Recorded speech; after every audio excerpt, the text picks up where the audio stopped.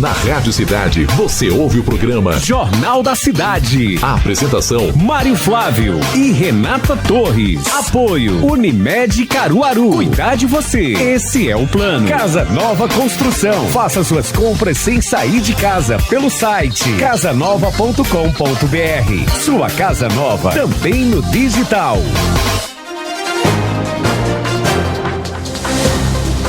Segunda-feira, 17 de agosto de 2020, lei prevê multa para descarte irregular de máscaras no estado de Pernambuco. A medida será válida enquanto durar o estado de calamidade pública em decorrência da pandemia. Mototaxistas retomam as atividades em todo o estado. A categoria deve seguir medidas sanitárias para evitar a propagação do coronavírus. Comissão de Justiça da Alep vota hoje proposta que pretende transformar agente penitenciário em policial penal. Sendo aprovada, os agentes serão responsáveis pela segurança pública do estado. Aborto em menina de 10 anos vira motivo de polêmica no Recife. Criança foi estuprada pelo próprio tio e estava grávida de 3 meses. Carga de madeira ilegal é apreendida pela PRF no sertão de Pernambuco. A madeira seria entregue em São Vicente Ferrer, também no agreste do estado. Homem é preso em Cabrobó, acusado de ter cometido homicídio em 2015. Ele estava foragido desde maio. Polícia Rodoviária Federal apresenta detalhes da operação de combate ao transporte clandestino interestadual. A ação vai ser realizada com apoio da Polícia Federal, Polícia Militar e também do Detran. Pagamento do auxílio emergencial para nascidos em setembro é realizado nesta segunda-feira. A Caixa está seguindo o cronograma apresentado pelo governo federal. Náutico empata com o CRB e segue sem vencer na Série B do Brasileiro. Já o Sport também empatou pela Série A. O Leão ficou no 1-1 fora de casa contra o Atlético Goianiense. Central confirma 2 amistosos de olho na estreia na Série D. Patativa vai enfrentar o Campinense. O primeiro jogo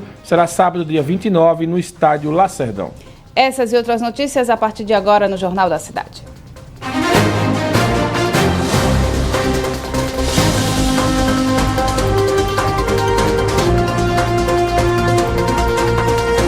Jornal da Cidade. Bom dia. Bom dia para você.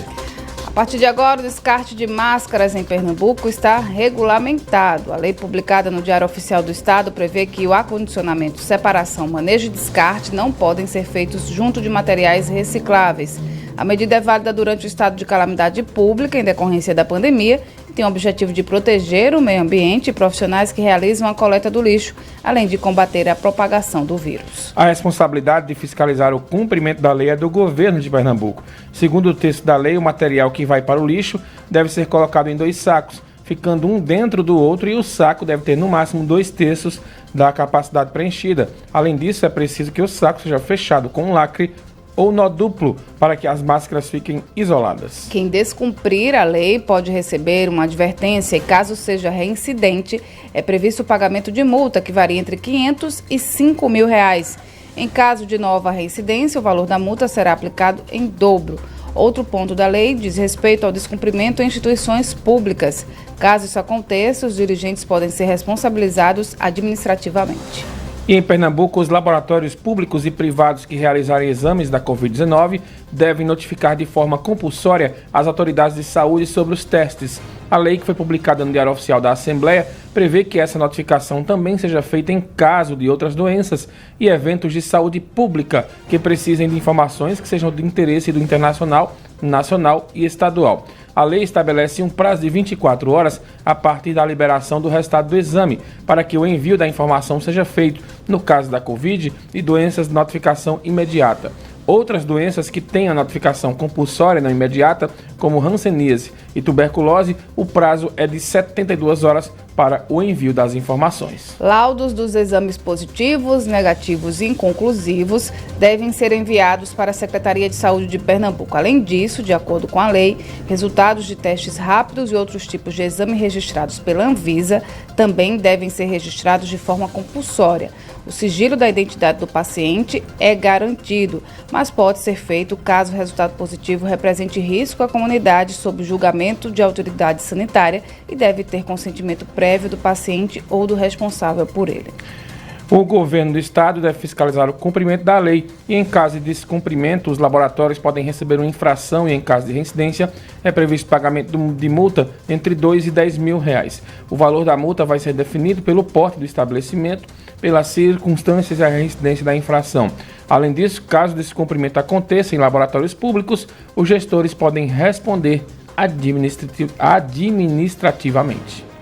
7h06. A partir de hoje estão liberadas as atividades de mototaxistas em todo o estado. A categoria foi liberada pelo governo para exercer a função, mas deve seguir algumas medidas sanitárias para evitar o contágio e propagação do coronavírus.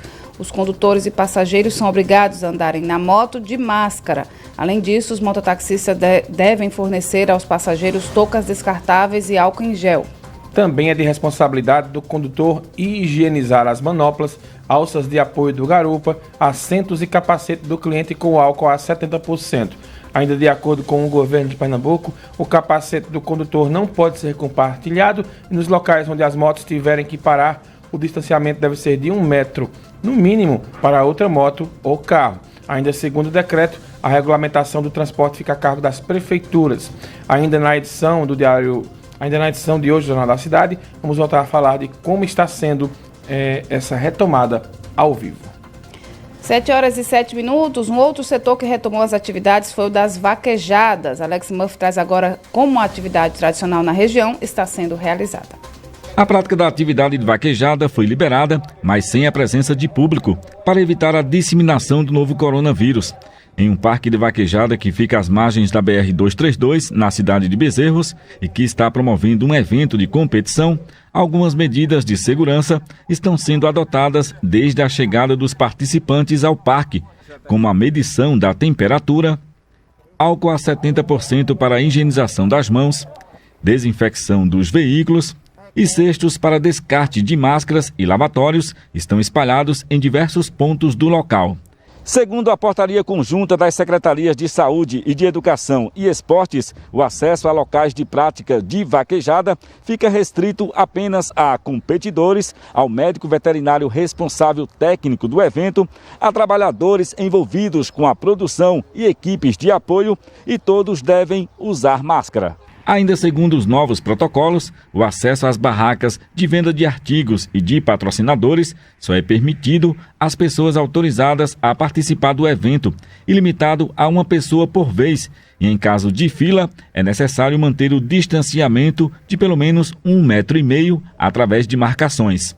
Eduardo Borba é dono de um parque de vaquejada. Ele destacou a importância da volta da atividade para a economia local e que concorda com as novas medidas. E a gente tem um número de pessoas aí muito grande que tem na vaquejada a sua principal fonte de renda e, em alguns casos, até a única fonte de renda. Esse pessoal estava apreensivo para poder manter o seu sustento, né? Conseguir trazer o recurso necessário para se manter, e a retomada era esperada de forma ansiosa por todos. O presidente da Associação Brasileira de Vaquejada, Pauluca Moura, destacou outras medidas que são adotadas no interior do parque. Só pode ter acesso ao evento as pessoas que estiverem competindo ou trabalhando efetivamente no evento. Dentro do parque de competição, só pode estar lá próximo à pista de competição as pessoas que vão competir naquele rodízio ou no rodízio subsequente, ou seja, quem não está correndo tem que ficar nos seus caminhões, pois, como vocês sabem, o caminhão de vaquejada funciona como uma casa, e aí cada equipe fica no seu caminhão, entre aspas, na sua casa, esperando a sua hora de correr para que não haja tanto movimento dentro do parque, respeitando assim o distanciamento social. Mesmo com todas essas restrições, a alegria de poder voltar a fazer o que mais gosta estava estampada no rosto do competidor Márcio Borba. Alegria imensa para nós que adoramos a vaquejada, são praticantes do esporte, poder voltar a correr nossa vaquejada. Lógico, com todos os cuidados, seguindo o protocolo que a nossa ABVAC, junto com o governo do estado, elaboraram para que essa volta fosse uma volta segura. Muito bem, né? Daí, essa reportagem foi gravada no Parque Rufina Borba, né, que já teve atividades nesse fim de semana. Tá certo. A Agência Nacional de Saúde Suplementar, a ANS, decidiu que os planos de saúde vão ser obrigados a cobrir exames para detectar o novo coronavírus. A regra já está em validade. A agência prevê a cobertura para a pesquisa de anticorpos IgC ou anticorpos totais. Segundo a lei, os exames podem ser feitos nos pacientes com síndrome gripal ou síndrome respiratória aguda grave, a partir do 8º dia do início dos sintomas, e também para crianças ou adolescentes com quadro suspeito de síndrome multissistêmica inflamatória pós-infecção vírus. A lei, no entanto, não prevê a cobertura em casos de teste quando já realizado um teste RT-PCR prévio, que deu positivo para a doença, para pacientes que já tenham realizado o teste sorológico, com resultado positivo para pacientes que tenham realizado o teste sorológico com resultado negativo há menos de uma semana. Isso. Olha, os planos também não estão obrigados a realizar testes rápidos para pacientes cuja prescrição tem finalidade de triagem, retorno ao trabalho, pré-operatório, controle de cura ou contato próximo com o caso confirmado e para verificação de imunidade pós-vacina. 7h11, vamos aos números da Covid agora. Caruaru tem 14 novos casos da Covid. O total de casos no momento é de 5.770. De acordo com a Secretaria de Saúde de Caruaru, o município tem hoje 271 mortes e 5.349 pacientes recuperados. Em Pernambuco, são mais de 112 mil casos, sendo 1.185 confirmados nas últimas 24 horas, 7.188 mortes e mais de 91 mil pacientes recuperados. No Brasil, o Ministério da Saúde confirmou mais de 3,3 milhões de casos e mais de 107 mil mortes. O número de recuperados no país é de 2,4 milhões. Após a China detectar coronavírus em frangos, a OMS afirmou não ter evidências de transmissão do novo coronavírus em alimentos. Rodrigo Miranda tem os detalhes aí dessa declaração. Não existem evidências que comprovem a transmissão do novo coronavírus por meio de comidas ou alimentos. Essa foi a declaração dada pelo diretor de emergências da Organização Mundial da Saúde, Mike Ryan, após a China anunciar que carnes de frango exportadas do Brasil supostamente estavam contaminadas com o vírus. A líder técnica da OMS revelou que a entidade foi informada pela China sobre os testes feitos nos produtos brasileiros. No entanto, deram resultado positivo menos de 10 produtos. A suposta contaminação nos produtos importados do Brasil para o país asiático teria ocorrido na semana passada, anunciaram as autoridades chinesas após um controle de rotina de frango importado do Brasil, que é o maior produtor do mundo. Os profissionais que manusearam os produtos foram imediatamente submetidos a exames de diagnóstico da doença. Todos os testes apresentaram resultado negativo, segundo o comunicado das autoridades locais. Rodrigo Miranda, Rádio Cidade, todo mundo ouve, todo mundo vê. Obrigada, Rodrigo, pelas informações. Em Lajeado, a Secretaria de Saúde fez a instalação de uma cabine de desinfecção. A cabine foi instalada no Hospital Público Municipal e tem o objetivo de prevenir o contágio pelo novo coronavírus. A cabine funciona para a desinfecção de cidadãos e profissionais que entram ou saem da unidade de saúde. O espaço funciona da seguinte forma: quando a pessoa entra na cabine, ela solta um jato borrifador, pulverizando o local onde passa uma pessoa por vez, desinfectando roupas e acessórios. A esterilização é feita no ângulo de 360 graus dentro da máquina. Segundo a pasta, ao entrar na cabine, ela ativa automaticamente um sensor acendendo uma luz. Ao sair, a luz é apagada, evitando que a pessoa tenha contato com outras pessoas. Além disso, também foi instalado um tapete sanitizante para a limpeza dos sapatos e um tótem com álcool em gel. E o governador Paulo Câmara fez um apelo por meio das redes sociais, pedindo que a população de Pernambuco não descuide das prevenções contra o vírus. Vamos acompanhar parte aí do trecho do que disse o Paulo Câmara. Amigas e amigos, já se passaram 5 meses desde que iniciamos um duro combate ao novo coronavírus. Vivemos hoje um momento menos difícil, mas a situação ainda é muito grave. A Covid-19 segue matando e ameaçando as pessoas todos os dias, mesmo que o reforço na saúde e a proteção social tenham salvo milhares de vidas. Os cuidados precisam ser redobrados. Não dá para relaxar diante do inimigo desconhecido que pode ser fatal. Baixar a guarda é reabrir as portas para o vírus.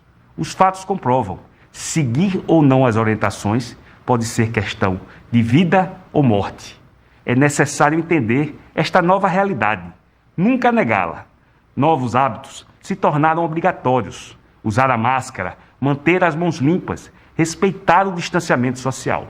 Todos nós sabemos o que precisa ser feito. Só existem 2 caminhos, o certo e o errado, o que salva vidas e o que coloca vidas em risco. Não pode haver dúvida sobre que escolha fazer. Seguiremos trabalhando muito. A ciência continua focada na pesquisa da vacina e de um tratamento.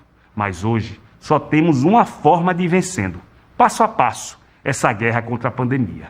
A prevenção é o que cada um tem a fazer, um compromisso que todos precisamos cumprir.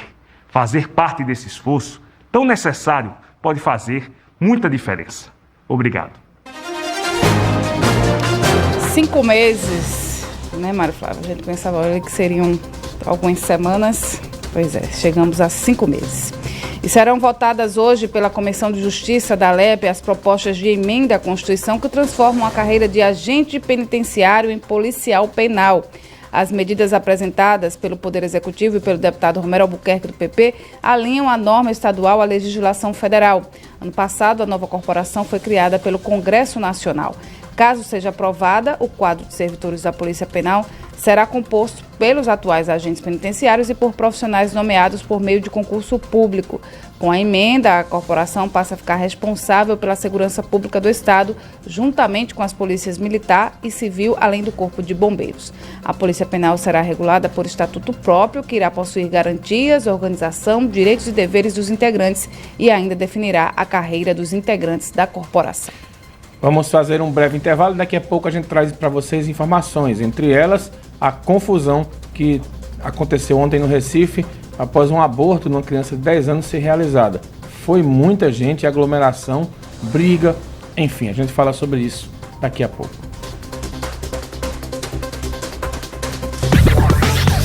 Você está ouvindo o programa Jornal da Cidade. A apresentação Mário Flávio e Renata Torres. Apoio Unimed Caruaru. Cuidar de você. Esse é o plano. Casa Nova Construção. Faça suas compras sem sair de casa pelo site casanova.com.br. Sua casa nova também no digital.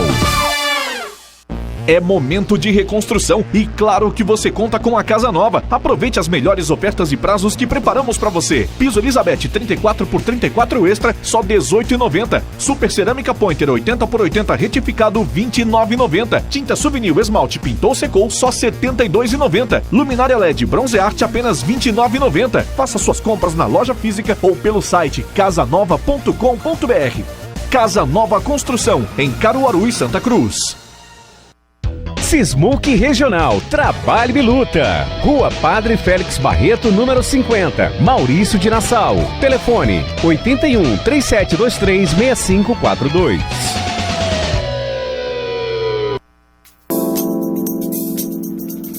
Fala pessoal, tudo certo? Aqui quem tá falando é Neymar e toda segunda-feira a gente tem um encontro marcado aqui na coluna Moneiro Manhã Cidade.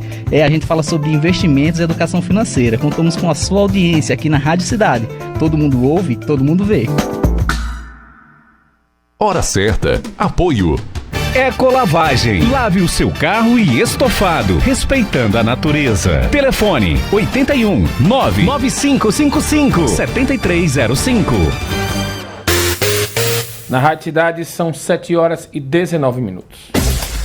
Já estamos de volta com o programa Jornal da Cidade. A apresentação Mário Flávio e Renata Torres. Apoio Unimed Caruaru. Cuidar de você. Esse é o plano. Casa Nova Construção. Faça suas compras sem sair de casa pelo site casanova.com.br. Sua casa nova também no digital. 7 horas e 20 minutos, estamos de volta com o Jornal da Cidade, aqui na sua Rádio Cidade. Ontem à noite, uma casa pegou fogo no bairro São João da Escócia, aqui em Caruaru. De acordo com o Corpo de Bombeiros, o incêndio começou no quarto da residência, um dos quartos. Segundo relatos dos vizinhos, o casal que morava no local havia brigado mais cedo, que um deles pode ter dado início ao incêndio. Ainda de acordo com os bombeiros, as chamas foram contidas no quarto e não se espalharam para outros cômodos da casa. Não havia ninguém no local e o casal que morava na residência não foi encontrado. As reais causas do incêndio vão ser investigadas. Muito bem, vamos falar agora de uma história absurda que aconteceu ontem lá no Recife por diversos ângulos, né, que você possa imaginar. Uma decisão judicial para realizar um aborto de uma criança de 10 anos foi motivo de muita confusão na noite de ontem no Recife. Ela estava grávida do próprio tio e veio do Espírito Santo após uma decisão judicial para fazer um aborto na Cisam. O tio da menina segue foragido, né? Ele que é o suspeito aí de ter praticado o estupro. Por meio de nota, o deputado Joel da Harpa, que é do PP, integrante da bancada evangélica da Assembleia Legislativa de Pernambuco, chegou a afirmar que haveria um aborto ilegal aqui no estado. Além dele, o deputado estadual Cleiton Collins, a deputada Clarice Teste e a vereadora Michelle Collins, todos da bancada evangélica, conseguiram mobilizar muita gente e houve aglomeração contra o aborto. Abre aspas, a criança chegou a ser internada no hospital em Vitória, mas a equipe médica do Programa de Atendimento às Vítimas de Violência Sexual se recusou a realizar o procedimento no sábado. O juiz Antônio Moreira Fernandes deu a liminar para o aborto, mas a garota estaria vindo para fazer o procedimento no Recife. Ela já teria 5 meses de gestação e não 3, como disse o juiz, fecha aspas, disse Joel da Harpa. Já a vereadora Michelle Collins, presidente da Comissão de Direitos Humanos do Recife, anunciou que acionou o Ministério Público de Pernambuco para saber da possível intervenção para a retirada do feto. A missionária falou com o Procurador-Geral de Justiça do Ministério Público de Pernambuco, Francisco Disseu Barros, para saber da situação e da movimentação em frente ao Hospital Centro Integrado de Saúde Amaury de Medeiros, a Cisam, e com o possível médico responsável pelo aborto. Em nota oficial, a Secretaria de Saúde de Pernambuco informou que segue a legislação vigente em relação à interrupção da gravidez, quando não há outro meio de salvar a vida da mulher, quando é resultado de estupro e nos diagnósticos de anencefalia. Além dos protocolos do Ministério da Saúde para a realização do procedimento, oferecendo à vítima assistência emergencial, integral e multidisciplinar. Em relação ao caso citado, é importante ressaltar ainda que a autorização judicial do Espírito Santo ratificando a interrupção da gestação. É importante reforçar também que o Centro Integrado de Saúde Amaury de Medeiros, a Cisam, é referência estadual nesse tipo de procedimento e de acolhimento às vítimas. Por fim, ratifica-se que todos os parâmetros legais estão sendo rigidamente seguidos. Para você entender essa confusão, a menina de 10 anos que engravidou depois de ser estuprada foi levada do Espírito Santo para Pernambuco. Ela estava acompanhada de parentes e grávida de 5 meses. Embarcou ontem de manhã no aeroporto de Vitória para o estado aqui de Pernambuco. A gravidez foi revelada no dia 7 de agosto, quando a menina foi ao hospital na cidade de São Mateus, se queixando de dores abdominais. A criança de 10 anos relatou que começou a ser estuprada pelo próprio tio desde que tinha 6 anos de idade. Ele tem 33 anos e foi indiciado por estupro de vulnerável e ameaça, mas segue foragido. Né? Todo mundo ficou sabendo onde essa criança ia ter esse filho, Renata, aliás, ia fazer esse procedimento de aborto após aquela... não sei nem qual é a função daquela pessoa, Sarah Winter, né, divulgar o nome da menina e o hospital onde ela iria fazer o procedimento. Né? E aí, quando ela divulgou, houve a mobilização das pessoas para irem até lá. Né? E foi essa confusão aí.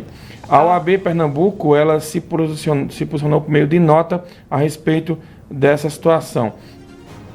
E disse o seguinte: a diretoria da OAB Pernambuco recebeu com preocupação a notícia que neste domingo, em frente ao Centro Integrado de Saúde Amaury de Medeiros, a Cisam, um grupo de manifestantes tentou impedir a realização de um aborto autorizado judicialmente em uma criança de 10 anos. De acordo com o Código Penal brasileiro, o aborto não é punível em caso de estupro ou se é realizado para salvar a vida da gestante. No caso desta criança, além de haver previsão legal para a interrupção da gravidez, tanto em razão do estupro quanto o risco de vida, o aborto foi autorizado judicialmente pelo Tribunal de Justiça do Espírito Santo. A OAB manifesta a solidariedade com a criança estuprada, com seus representantes legais e com os profissionais de saúde envolvidos no procedimento. Também repudia as ações que não visem preservar a criança, vítima da violência, e cercá-la dos cuidados multidisciplinares para superar os traumas físicos e psicológicos decorrentes da violência sexual, além de defender as medidas legais cabíveis contra o agressor. Esse foi o texto da OAB. Então, Renata, a criança, além de ser estuprada desde 6 anos pelo tio, engravidar aos 10 anos, ainda teve que passar por toda essa exposição que foi feita por religiosos na frente lá da cisão. Ela foi violada de várias formas, várias vezes, né? Por alguém que deveria protegê-la, que era o tio, pela sociedade, pelos religiosos, por essa criatura que divulgou o nome dela, o endereço dela. Essas pessoas foram fazer pressão em cima da família dela, fizeram aquele escândalo na porta do hospital.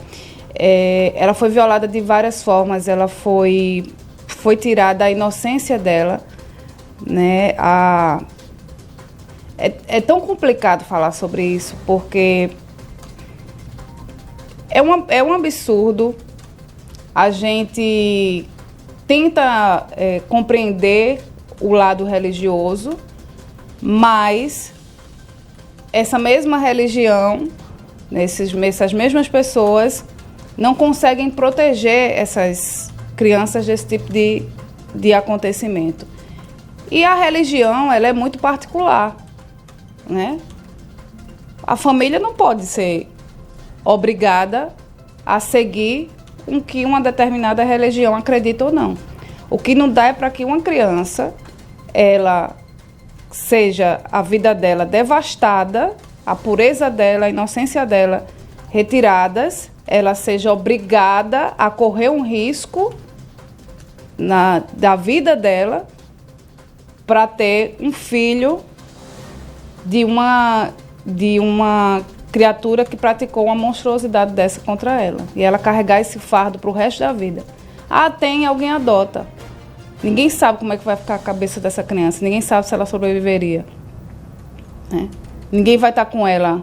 Eu garanto que essas pessoas não vão estar com ela a vida toda, Mário Flávio. Esse pessoal que fez escândalo ali na frente do hospital. Sabe, acusando o médico. O estupro o aborto não foi legal. Ele está previsto em lei nesses... Tem autorização da Justiça também. Da Justiça. Ele está previsto em lei. No caso, ela se encaixa de duas formas. Um risco da vida dela e pelo estupro. Então, foi um show de horrores o que aconteceu ontem no Recife. Cada um tem sua religião, cada um acredita no que quer. Agora, você não tem o direito de opinar e traçar o futuro de uma criança de 10 anos. Lamentável mesmo. 7 horas e 28 minutos. Vamos seguindo aqui, Mário Flávio. Pauta 11. Segundo a Polícia Rodoviária Federal, 30 metros cúbicos de madeira ilegal do Pará foram apreendidos em Sertânia, no sertão de Pernambuco. O flagrante aconteceu durante uma abordagem em frente ao posto da PRF de Cruzeiro do Nordeste. Ainda segundo a polícia, o motorista apresentou documentos irregulares e uma licença inválida para transporte. A documentação indicava que a madeira seria entregue na Bahia, mas o motorista admitiu que a carga seria entregue em São Vicente Ferre, no agreste do estado. A ocorrência foi encaminhada à Agência Estadual do Meio Ambiente para a adoção dos procedimentos legais. Uma campanha foi criada pelo Tribunal Superior Eleitoral que buscava incentivar a inscrição voluntária de mesários a garantir que o trabalho nos 2 turnos das eleições, em 15 e 29 de novembro, sigam as medidas sanitárias para manter a segurança dos eleitores e trabalhadores para reduzir os riscos de contaminação pela Covid-19. A campanha contém vídeos para veiculação pelas emissoras de rádio e TV, além de peças publicitárias para as redes sociais. O material conta com a participação do médico Drauzio Varela, que destaca a importância do trabalho dos mesários para o exercício da cidadania dos brasileiros. A veiculação deverá ocorrer até o dia 16 de setembro. 7 horas e 29 minutos foram apresentados pelo Tribunal de Contas de Pernambuco os dados e nomes de gestores que tiveram as contas julgadas irregulares pela instituição. Segundo o tribunal, 1.148 contas estão irregulares no julgamento do TCE. Desses, 154 são de prefeitos pernambucanos. O TCE ainda afirmou que 43% dos prefeitos estaduais tiveram parecer prévio no tribunal pela rejeição. Mas, de acordo com o tribunal, essas prefeituras tiveram as contas aprovadas pelas câmaras municipais. Isso representa 225 contas avaliadas. Além disso, o tribunal afirmou que os outros 57% eles acompanharam o entendimento do tribunal. O vice-presidente do Tribunal de Contas do Estado explicou que a lista é entregue a cada 2 anos à Justiça Eleitoral, como prevê a lei, e não é uma lista dos inelegíveis. Nenhum dos pré-candidatos a prefeito de Caruaru, inclusive, apareceu por lá. O tribunal também elaborou um ranking das cidades que tiveram 5 ou mais contas rejeitadas. Na lista estão cidades como Toritama, Barreiros, Maraial, Itambé, Custódia e Barra de Guabiraba. No ranking com 10 contas irregulares estão prefeituras como a de Gravatá, São Lourenço da Mata, Buíque e Frei Miguelinho. Na lista também está a Câmara Municipal de Bezerros. Daqui a pouco a gente traz aqui no Jornal da Cidade um balanço dos ex-gestores de Caruaru e região que estão aí nesta lista. 7h31 retorna hoje o pagamento das parcelas do auxílio emergencial para mais de 4 milhões de beneficiários nascidos em setembro, 4 milhões. A Caixa Econômica Federal está realizando o pagamento seguindo as regras estabelecidas pelo governo federal. A primeira etapa do ciclo 1, referente ao crédito na poupança digital, começou no dia 22 de julho e vai até 26 de agosto. Já a segunda etapa, que permite o saque e a transferência dos valores, começou em 25 de julho e vai até 17 de setembro. Para o recebimento, o beneficiário precisa ficar atento ao cronograma que segue o mês de nascimento dos beneficiários e a cada ciclo o cidadão receberá a próxima parcela que tem direito. Vale lembrar que as pessoas que foram aprovadas no primeiro lote em abril recebem no primeiro ciclo a quarta parcela, já aqueles que receberam a segunda parcela no calendário anterior recebem agora a terceira. 7h31, olha, segundo o levantamento do Datafolha, o auxílio emergencial pago pelo governo federal foi usado em sua maioria 53% para a compra de alimentos. 25% do valor foi utilizado no pagamento de contas, 16% dos benefícios foram usados para pagamento de despesas domésticas como água, luz e telefone. A pesquisa também revelou que 4% das pessoas usou o dinheiro para outras despesas e apenas 1% para a compra de remédios ou materiais de proteção contra a Covid. Datafolha realizou a pesquisa nos dias 11 e 12 de agosto, com mais de 2.000 pessoas por telefone em todas as regiões e estados do país. Nesse levantamento, a margem de erro é de 2 pontos percentuais, para mais ou para menos. Os nordestinos foram os que mais utilizaram o valor para comprar comida. Eles são 65% dos entrevistados. Os mais pobres representam 61% do levantamento. Os participantes também foram questionados se o auxílio é a única fonte de renda. 44% responderam que sim, 56% disseram que não ou que tem outras rendas. 7h32, o auxílio emergencial para o setor do esporte foi aprovado pelo Senado. Gabriela Mendes traz as informações de como ele vai funcionar. O Senado aprovou o pagamento de auxílio emergencial para profissionais do setor esportivo. O projeto de lei prevê o crédito de 3 parcelas de R$ 600 para maiores de 18 anos. Atletas ou para-atletas com idade mínima de 14 anos que sejam vinculados a uma entidade desportiva também poderão receber o benefício. Outra condição é que o esportista não esteja vinculado a um emprego formal. Conforme o texto, o beneficiário também deverá ter renda familiar mensal per capita de até meio salário mínimo ou renda familiar mensal total de até 3 salários mínimos. E também não ser titular de benefício previdenciário ou assistencial. Quem recebe seguro-desemprego ou participa de algum programa de transferência de renda federal também não poderá receber o benefício. A relatora esclareceu que o auxílio será importante não só para atletas e para-atletas, mas também para trabalhadores que dependem do pleno funcionamento do setor, como piscineiros e cortadores de grama de campos e estádios. Gabriela Mendes, Rádio Cidade. Todo mundo ouve. Obrigado, Gabriela, pelas informações. O Serasa elaborou um estudo que apontou que 67% dos brasileiros que trabalham têm o objetivo de sacar o FGTS. De acordo com a pesquisa, 52% dessas pessoas vão usar o valor para pagar dívidas. Além disso, 59% têm valores disponíveis para o saque. A entidade afirmou que com o saque as famílias vão poder organizar o orçamento e isso pode diminuir o índice de inadimplência. A previsão é que a FGTS injete 37 bilhões de reais na economia. Para a pesquisa foram ouvidos 1.290 brasileiros, homens e mulheres em todas as regiões. A idade dos entrevistados é de 18 a 65 anos. O estudo foi feito online. Vale ressaltar que o Brasil tem, segundo a Serasa, mais de 64 milhões de consumidores inadimplentes. É gente, viu? A Polícia Rodoviária Federal prendeu um homem em Cabrobó acusado de ter cometido um homicídio em 2015. Ele estava no regime semiaberto, mas descumpriu as medidas e estava foragido desde maio. Os policiais prenderam o homem de 31 anos em um carro durante uma fiscalização. Segundo a PRF, constatou-se que ele era foragido quando a documentação foi apresentada pelos homens que estavam no carro. De acordo com a polícia, o suspeito informou que havia esfaqueado um homem em São José do Belmonte em 2015 e tinha cumprido 4 anos de prisão, mas resolveu tirar a tornozeleira eletrônica. O homem foi encaminhado à delegacia da Polícia Civil lá de Cabrobó. Pernambuco teve no mês de julho mais de 4.000 roubos. Ana Rebeca Bastos tem os dados. Ao longo do mês de julho de 2020, Pernambuco registrou 4.281 roubos. Esse número é 37,3% menor do que os 6.834 crimes violentos contra o patrimônio contabilizados no mesmo período de 2019, segundo a Secretaria de Defesa Social. Somente no Recife foram registradas 1.402 ocorrências, como assaltos a pessoas, a ônibus e a estabelecimentos comerciais, além de roubos de celular. De acordo com o governo, houve uma redução de 43,1% em relação aos 2.466 crimes do mesmo tipo registrados em julho do ano passado na cidade. A secretaria informou ainda que os números da capital pernambucana em julho são os mais baixos desde 2005, apesar de haver, no mês em questão, relatos de violência no metrô do Recife. Em um dos casos, o assaltante trocou de roupa para não ser reconhecido. Considerando as outras cidades da região metropolitana do Recife, houve 1.378 roubos ao longo do mês de julho em 2020.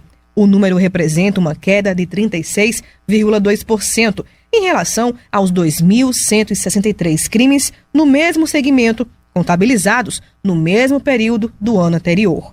No agreste do estado, os registros de roubos em julho de 2020 apontam 796 ocorrências, enquanto que no mesmo mês do ano passado foram 1.224, o que significa uma redução de 34,9%. A Zona da Mata registrou 458 roubos em julho deste ano e 703 no mesmo mês de 2019, o que mostra uma queda de 34,8%. No sertão de Pernambuco, houve 247 roubos contabilizados no 7º mês de 2020 e 278 no mesmo período do ano anterior, o que representa uma diminuição de 11,15% nos registros. No acumulado dos 7 primeiros meses de 2020, foram registrados 32.573 crimes. Segundo os dados do governo do estado, o número é 33,9% menor dos que os 49.279 notificações de roubo contabilizadas no mesmo período de 2019. Ana Rebeca Passos, Rádio Cidade. Todo mundo ouve, todo mundo vê. Obrigada, Ana, pelas informações. Vamos para mais um intervalo. Daqui a pouco a gente volta com mais Jornal da Cidade.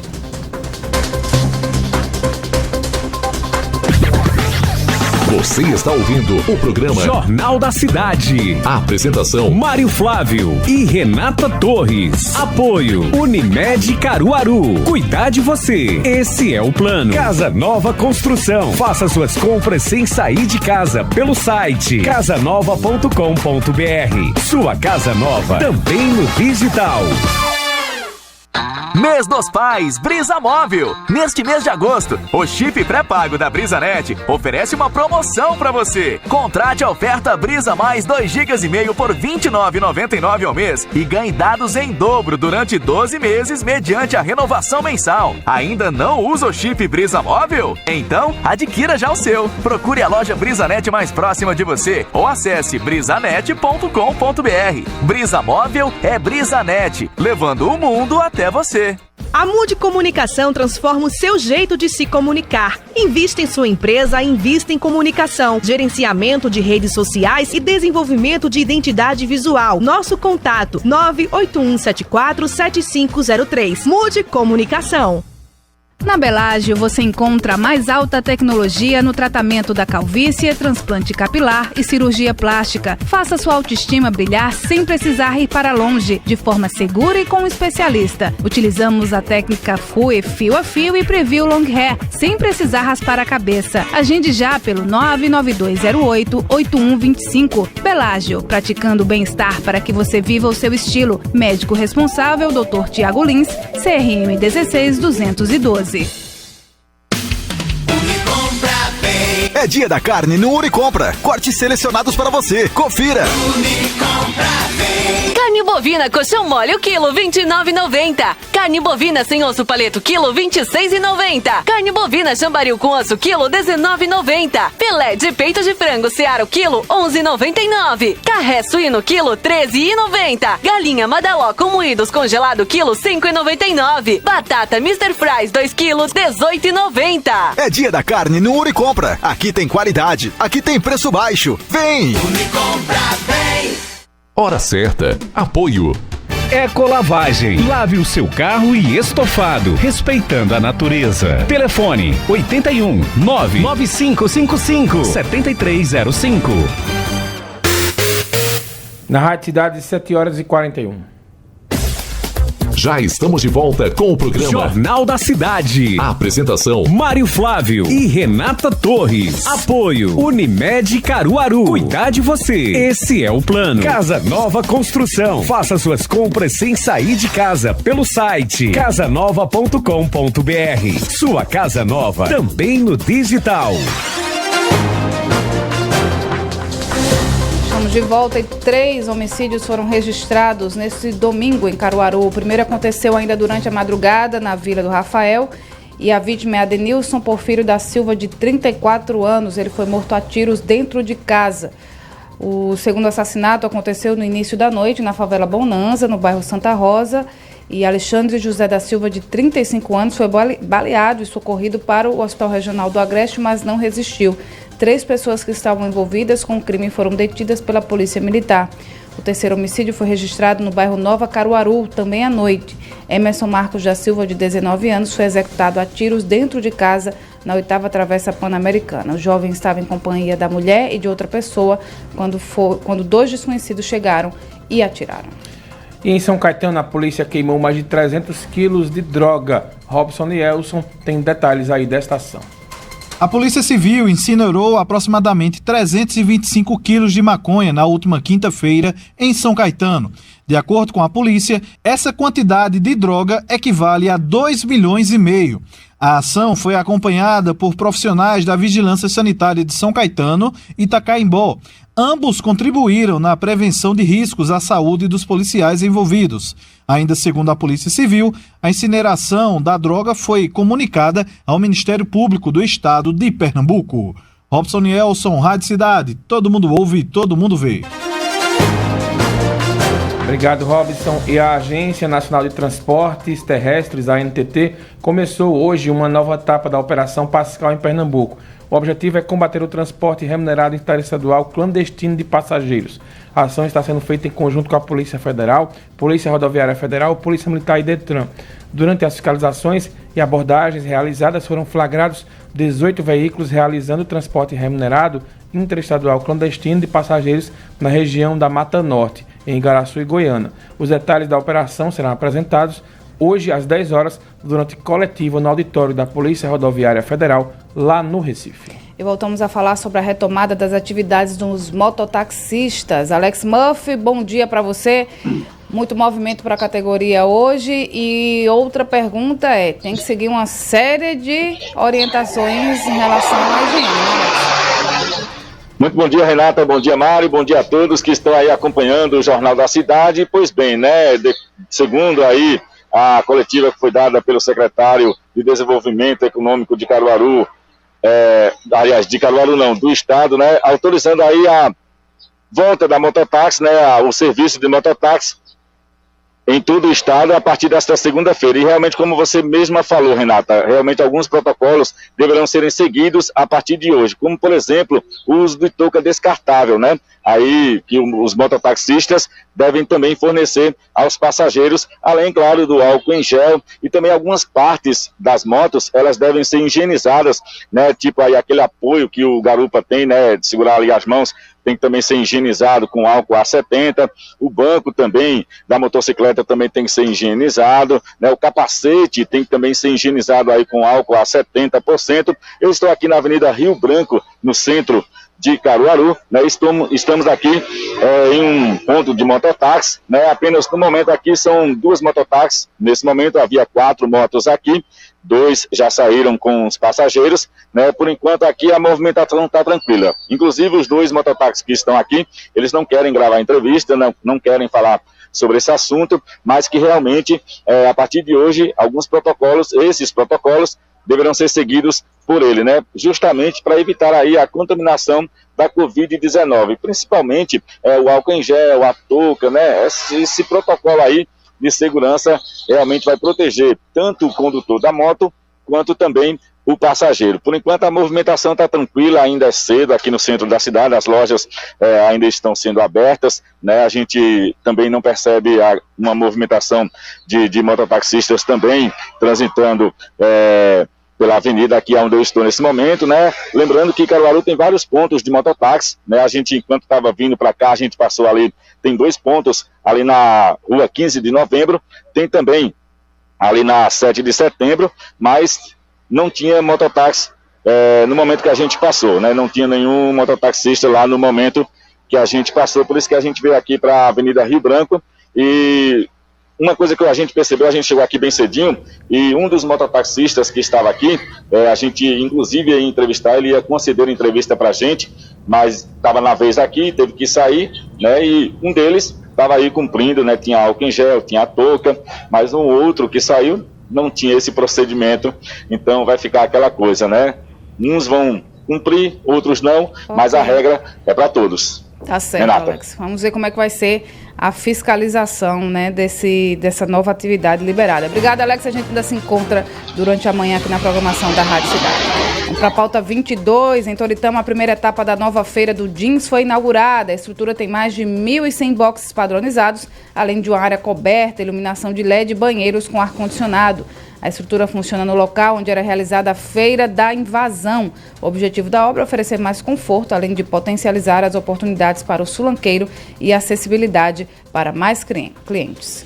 Em Agrestina será aberto a partir de hoje o cadastro cultural para entidades, coletivos e grupos culturais do município. Os interessados devem se inscrever na sede da Secretaria de Cultura e Turismo, localizada na rua Capitão Cadete, número 58, centro da cidade. O atendimento é de segunda a sexta-feira, das 8 horas da manhã ao meio-dia. Devem se inscrever neste cadastro grupos culturais, entidades, espaços culturais e artísticos, micro e pequenas empresas culturais, cooperativas, instituições e organizações culturais comunitárias.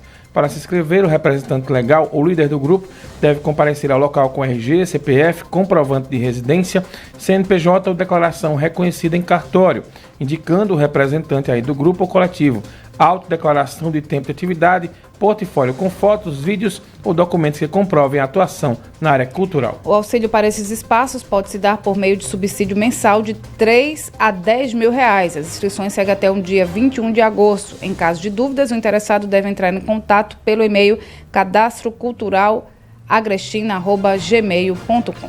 Começam hoje as inscrições para o Sistema Série A de Avaliação SSA da Universidade de Pernambuco, que vão até o dia 20 de setembro.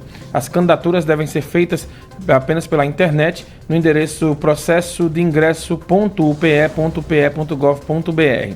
A taxa de inscrição custa R$ 100. É necessário que o candidato possua CPF próprio e endereço de e-mail ativo. A UPE oferta 3.460 vagas distribuídas em 11 unidades de entidade para 54 cursos de graduação. As graduações estão sendo distribuídas nas regiões metropolitanas do Recife, Mata Norte, Mata Sul, Agreste e Sertão.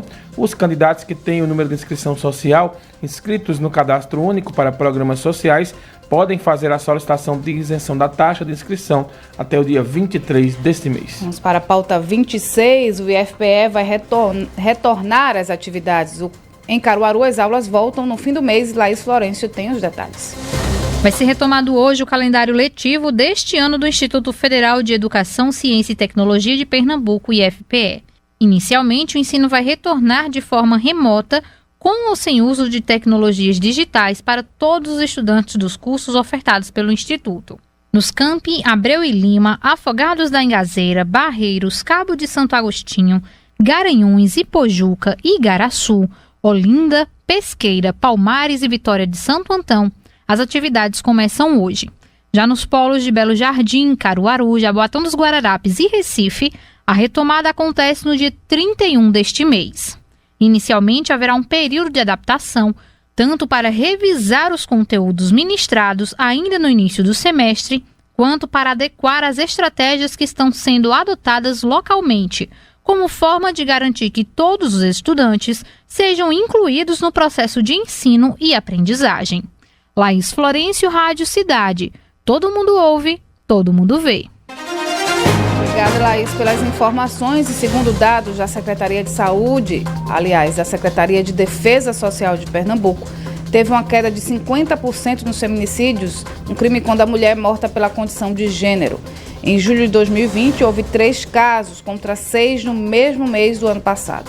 Os estupros também tiveram uma redução significativa nos registros, menos 40%, passando de 219 queixas em julho do ano passado contra 131 no mês passado. Os dados também mostram que as denúncias de violência doméstica mantiveram a tendência de queda, mas de forma menos acentuada. A redução de 3,6% representa 118 queixas a menos na confrontação dos 2 julhos. 3.231 em 2019, caindo para 3.113 em 2020. Onde não houver unidade especializada, a população pode procurar qualquer delegacia de polícia civil mais próxima. Casos que envolvam agressões físicas e sexuais devem ser denunciados de imediato e de forma presencial, para que sejam feitos exames e perícias, como o traumatológico e sexológico, de modo a comprovar o crime e responsabilizar judicialmente o responsável. As mulheres podem denunciar por meio da Ouvidoria Estadual da Mulher no telefone 0800 281 8187. Em caso de emergência policial, você liga para o 190. Vamos para a pauta 30, Mário Flávio. E a gente volta a falar da lista dos gestores que tiveram os nomes divulgados pelo Tribunal de Contas do Estado e estariam com dificuldades ainda para a eleição. Em Caruaru são 3 nomes: o ex-prefeito e ex-presidente da Câmara, Neguinho Teixeira, a ex-secretária de Saúde, Cristina Sete, e a ex-presidente da Fundação de Cultura e Turismo da cidade, Lúcia Lima, que por meio de nota disse o seguinte: Lúcia, houve um equívoco ao incluir o nome dela na lista de gestores que tiveram as contas julgadas irregulares pelo Tribunal de Contas do Estado de Pernambuco. Todas as contas relativas à minha gestão perante a Fundação de Cultura e Turismo de Caruaru foram aprovadas pelo Tribunal de Contas de Pernambuco.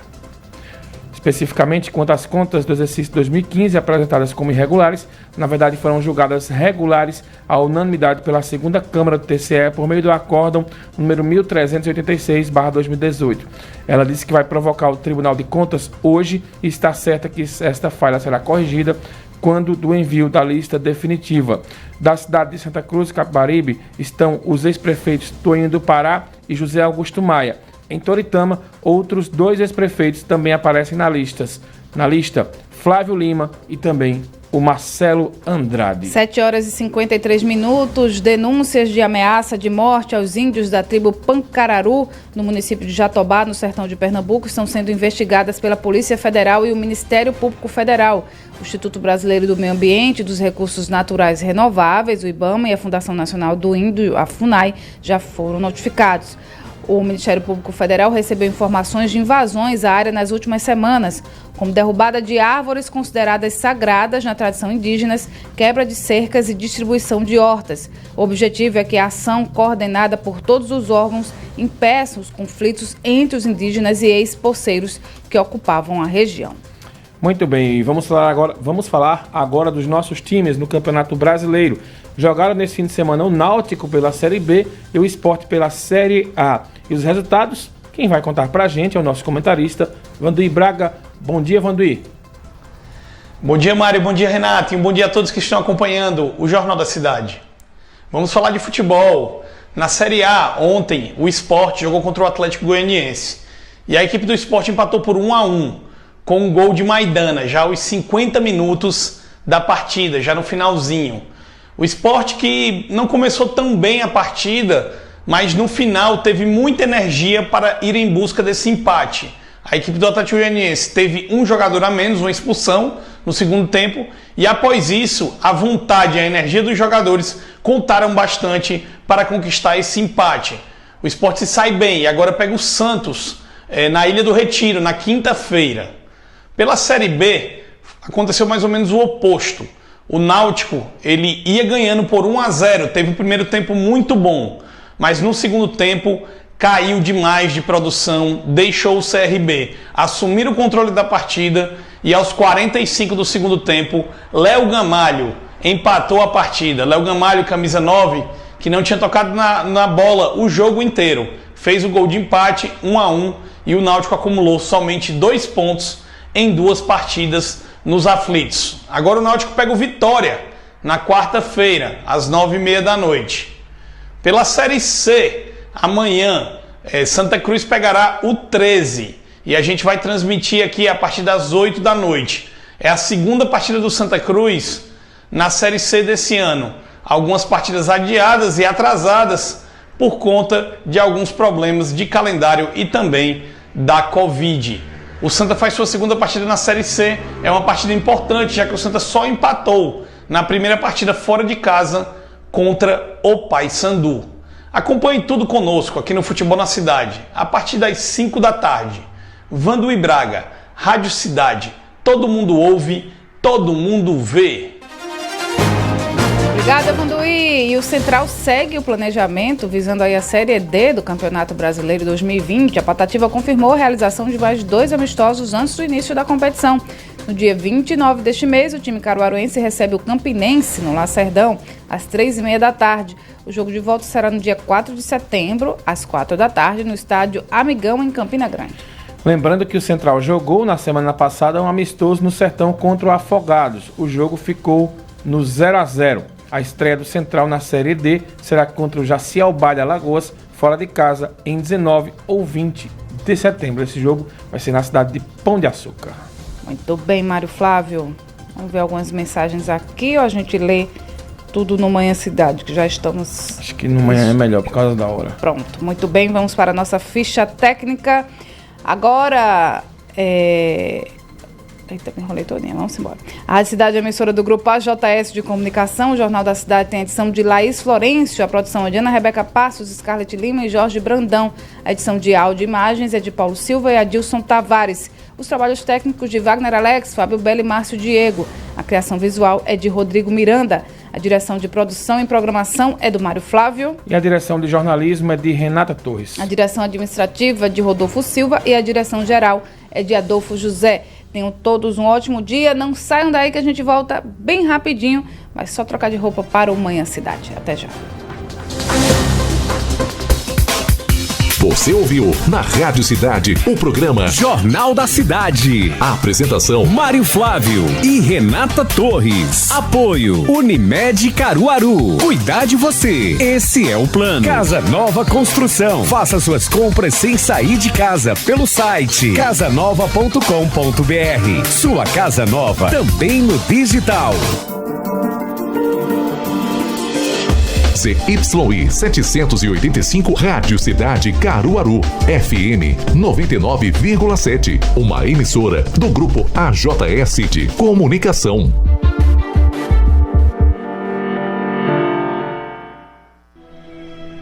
A máscara. Usar a máscara é respeitar o esforço feito para chegar até aqui, lembrando que ainda não vencemos esta guerra. Usar máscara é saber que, sem vacina, vamos ter que conviver por um tempo com este novo normal. É aceitar que ainda não temos uma cura, mas temos uma proteção. Usar máscara é um dos cuidados que precisamos ter, porque ainda temos um inimigo presente.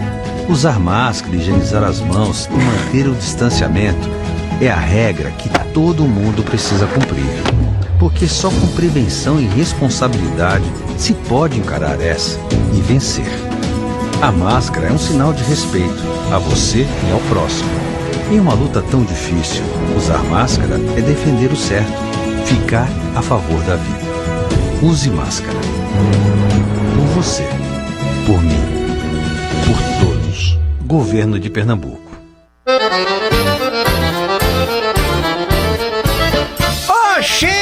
É o Jeremum na cidade, em 99,7 no AM 910, é diferente. Começando às 5 da manhã, no Acorda Caruaru. Tem forró, tem diversão e muita informação. É Jeremum na cidade. Todo mundo ouve, oxi, todo mundo vê. Casa do Serralheiro, portas e janelas de alumínio, perfis de alumínio, nas linhas Búzios, engenharia de 8mm e 10mm, box, linha 25, módulo prático, perfis de PVC nas cores branco e amadeirado, ferragens e fechaduras. Casa do Serralheiro, o melhor preço da região. Avenida Leão Dourado 13A, São Francisco, Caruaru. Telefone 81 3722 7628.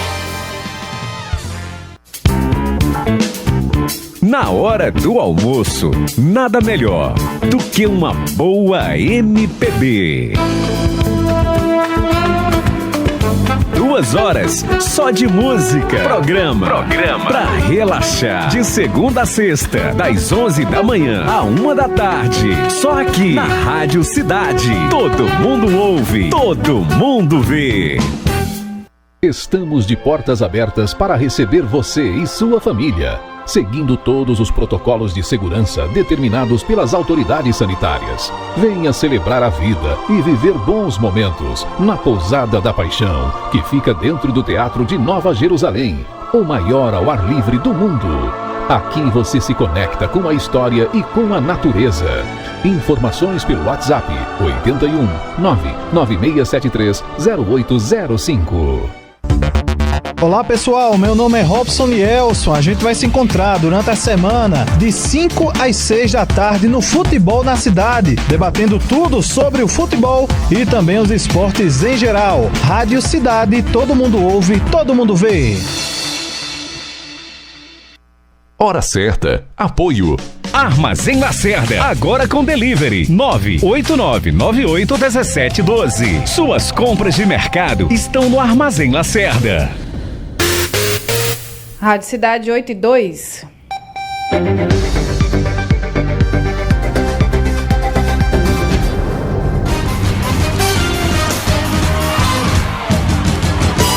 Essa cidade vai tremer, a galera vai suar.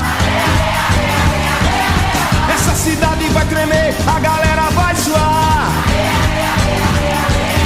Essa cidade vai tremer, a galera vai detonar geral. Essa cidade vai tremer, a galera vai suar. Vem, aqui só vai rolar. Muito bom dia para você que ligou o rádio agora e sintonizou nos 99,7. Esta é a Rádio Cidade, a emissora mais jovem de Pernambuco. Completamos ontem 5 meses no ar. Estamos há 5 meses com vocês, fazendo companhia a vocês, vocês fazendo companhia a gente. Obrigada desde já pela audiência, né, pela acolhida tão rápida, por aceitar de forma tão rápida a Rádio Cidade como uma emissora para você ser bem